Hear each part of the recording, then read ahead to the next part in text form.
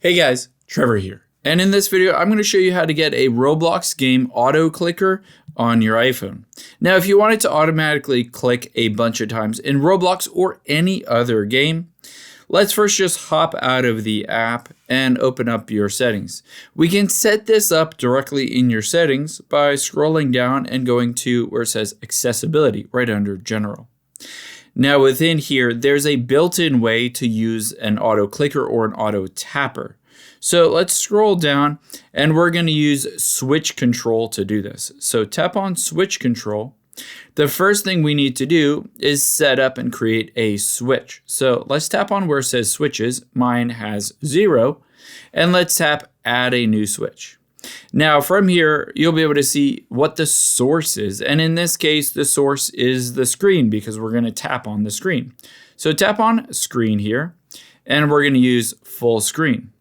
You can see a bunch of different options. It says choose a switch action. And you can see menus, move to the next item, scroll up and down. But what we're going to do in this case is to tap on your iPhone screen. So under system, let's choose where it says tap. Now you can see full screen tap for a switch. That's perfect. That's what we want. Let's head back. And now we need to set up the recipe of where it is going to tap or swipe or do any action that you want. Let's tap on recipes and create a new recipe. From here, let's name this, and I'll just name this Roblox, but you can name it whatever you want here. And I'm going to choose to assign a switch, and we'll choose full screen. You can see tap in the middle of the screen, swipe, hold at a point, or even game controls. If you wanted the game controls to be left, right, R1, up, down, joysticks, all of those. However, in this case, let's choose a custom gesture.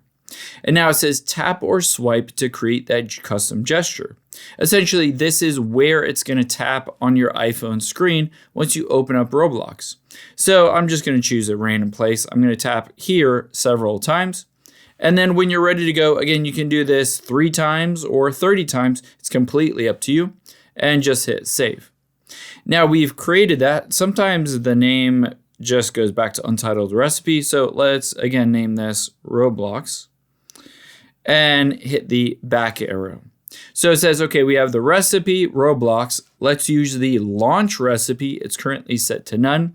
Let's switch this to Roblox.